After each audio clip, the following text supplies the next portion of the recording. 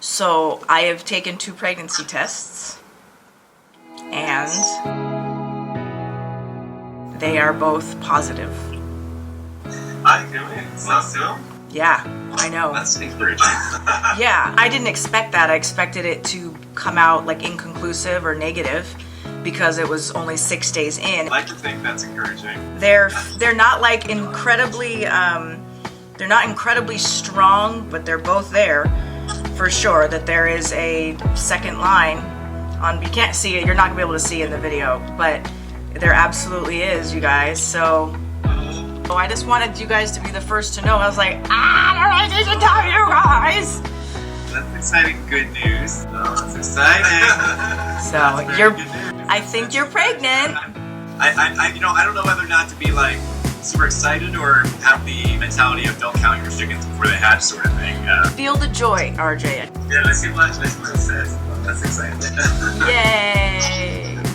So anyway, good steps, baby steps. Love Thank you. you very much. Okay, talk to you soon. Okay, I think bye. lots of love.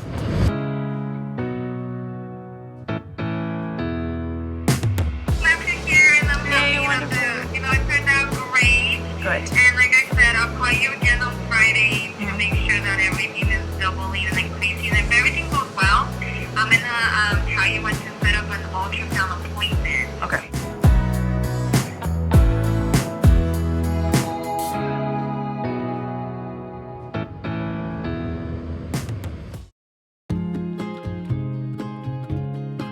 So I had a really cool experience today. I went and got my hair done, and at my hair salon there was a woman that was next to me that overheard me saying about me being a surrogate to my hairdresser, and she's like, I'm so sorry for eavesdropping, but I wanted to say, like, I've been going through IVF and I haven't had success, and one of my friends has offered to be my surrogate, and I just didn't know like how to start this. She's just trying to think in her head, like, how can she make this possible? She said, you're so lucky that your uterus works, and my heart just went like, ugh.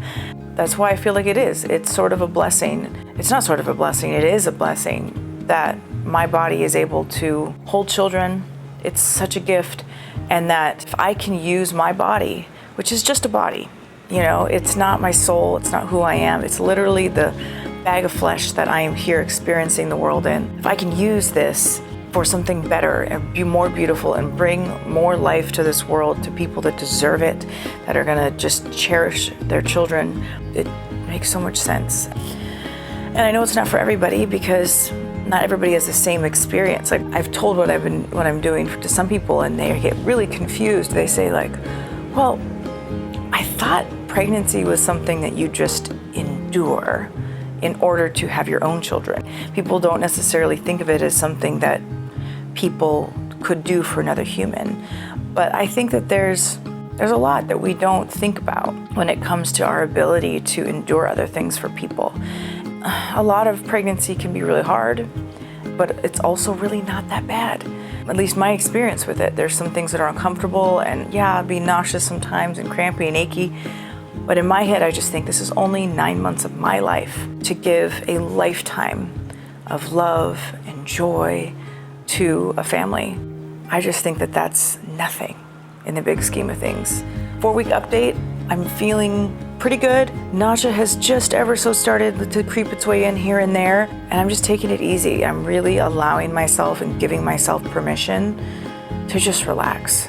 One of those personalities that's always like, what can I be doing right now? What should I be doing? You'll never find me just sitting and watching Netflix or watching TV. I'm always watching something that I'm learning, I'm educating myself, I'm reading or listening to an audiobook, and I've watched more Netflix in the last week, just telling myself, just stop, slow down, and relax. It's okay to not have to be like going, doing. I feel so aligned with what I'm doing for RJ and Javier, and just, I feel so happy. I feel more happy and joyous now that the pregnancy's confirmed, and yeah, all these little steps we're gonna, go along the way. Next is confirming heartbeat, and then the baby needs to get here and meet all the milestones. But I'm gonna celebrate every little step, because every single thing is worth celebrating. Like, we made it this far. I cannot believe I'm pregnant. Like, holy crap, I'm pregnant. Like, this is just so, I feel like we've been working on this for so long.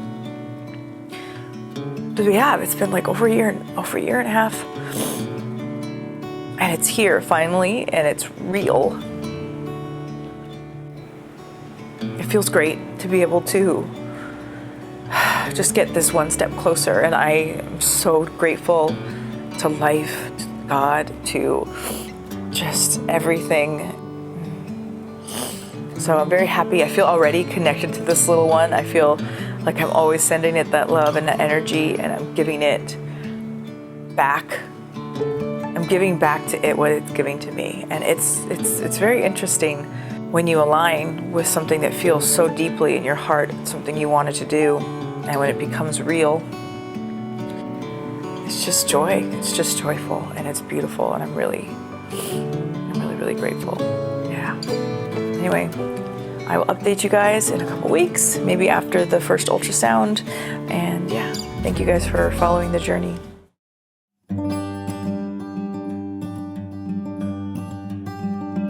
I've always wanted to be a father.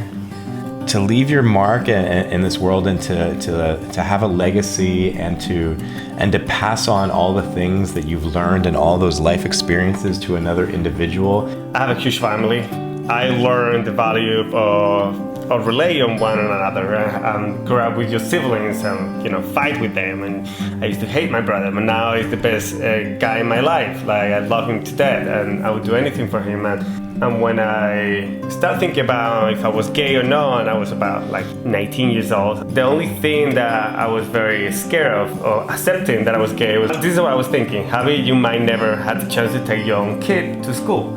For some reason, that was very special to me. And I thought that by being gay, I was giving away all of that. And so obviously that wasn't true. And throughout the years, I realized that I could be myself, and I could pursue the same dreams that I had when I was a kid, when I was younger.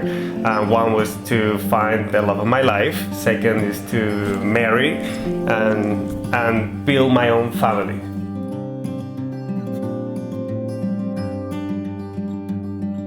My sister said this is the one thing in life that you should let be a surprise. There are very few, if any, surprises left in life, and this is the one thing, you should let be a surprise. And I was thinking to myself, I've had a lot of surprises in this relationship. You moved here and then you had to move back, and visas didn't get approved, and we thought you were going to have a student visa and live in Hawaii and go to school, and that didn't happen, and gay marriage. And so I was like, I've had my share of surprises. Yeah, I think at the end it's just personal. Some people think one way, some other people think other way. We ask a lot of people about their opinion. I'm more attached to girls because I have strong female characters in my family, and obviously my little sister. But I didn't want to choose. I didn't want to have the power to choose. But I didn't want to impose that on Arya. But Arya was a little bit in between too. He was... we were both sort of back and forth. Javi and I's families are very different, and Javi has a very strong family relationship. I never had a real strong bond with my father. And so growing up, without that, I think in some way made me really want to have that when I grew up with my son. I remember you telling me something. You said, just pray on it long and hard, and it'll come to you. Sorry, it didn't come to me. But there was a moment that was very similar. I think I was look for science. Yes. Ask for science. Yes. Yeah, and so that's true. Maybe it was look for science. And there was one day that I was sitting out by the pool, and there was this dad who was kind of a young, hot dad, kind of like myself. And he had this little baby boy and this little floaty thing to go in the pool, and he the boy was really afraid to get him. I mean, the baby was kind of afraid. You could tell in the look by his eyes that he was afraid of the water, but the dad was there and held him and put him in, and there was just this bond and this connection between this father and this son. And I don't know, I just something in that moment, it was a special moment to me. And then in subsequent moments, I started looking at interactions between girls and fathers, and while there was a different sort of special connection, I didn't feel that same at the time. I didn't feel that same special connection. Now since then, I've seen all sorts of movies and TV shows, and you grow to understand that the type of connection between a father and a daughter is something even just as, if not more precious, that sometimes that can be an even stronger bond than a father and the son. So I don't think there's a wrong answer to this question. And because we wanted to have 2 children anyway, we wanted to have 2 babies, 1 boy and a girl. So it wasn't really a decision about what embryo to have. It was more which embryo should we have first. I had this great plan though. But my master plan was, okay, we were gonna have numbers 1 through 10, and 5 of those numbers were gonna be arbitrarily assigned to girls and 5 to boys. Each of us were gonna pick 3, whoever won between the girls and the boys, and then we were just gonna throw all 3 in a hat. But Dr. Jabara kind of knew that I wanted one sex over the other, so there was bias there. So I was like, okay, well, can't let that happen. Then we were committed to doing it randomly, like give all embryos an equal shot, or do we give the girls and the boys an equal shot? Then throw the girl and the Anyway, this is the whole point of Arjen don't want to make a decision. The whole 3-4 minutes that you've been talking is the same what I've been telling. I went through this for a year and a half. Yeah, at the end we decided. That was a tough decision. So we decided to have a boy. A boy.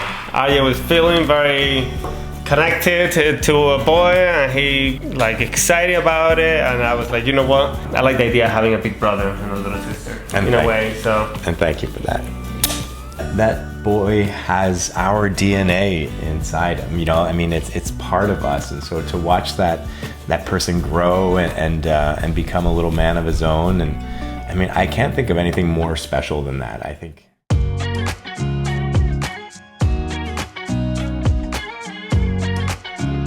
Yay! So that's your babies right here. Baby one baby. It looks like a baby.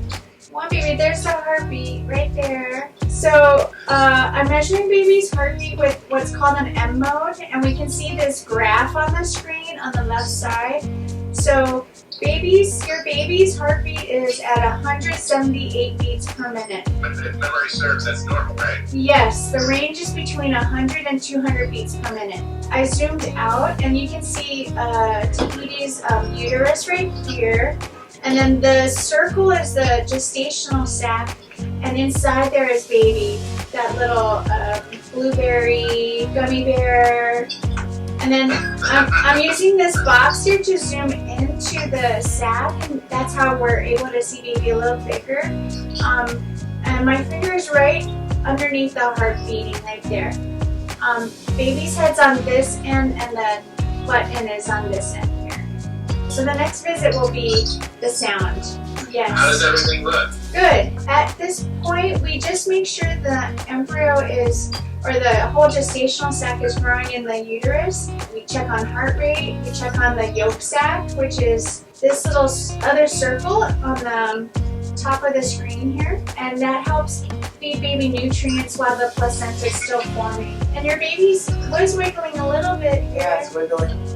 Look at him. So he knows we're talking to him. I know. Yeah, oh, there he goes. That's so cute. He's like, I'm making my debut in Hollywood right now. Jamming. So cool. Oh my god. Beautiful. Yay. So congratulations, you guys. Look at your smiles. You guys have such big smiles. It's coming. He's coming. Has a little arm bud right here. A little arm and a little leg. Leg bud. Oh, yeah, I can see a little arm. Yeah, he had a little arm bud and a little leg bud. You could see in that area. This arm bud right there. Yeah. Well, thank you. This is wonderful news. This is a great start to what's going to be an amazing 9 months. Congratulations. Yeah. Thank you so much. Thanks for taking care of the kitty. Oh, Yeah, thanks for taking care of the kitty. cute. Really appreciate that.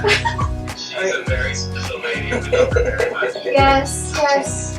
She says the same about you. I love you guys. Mwah. You too. So I love you. Love you. At this point, it's let's tell the world. Okay, I'm down. Manual. We're on. Okay. Yeah, that's cute. Quarantine, state of emergency, shelter in place. The first coronavirus-related death in the United States. At this point, the virus hits 54 countries with nearly 3,000 deaths worldwide. COVID-19 can be characterized as a pandemic. I am officially declaring a national emergency. Hospitals across the country drafting new standards to restrict the number of people allowed inside delivery rooms, even limiting the number of in-person prenatal checkups. Several hospitals in New York banning spouses and partners entirely.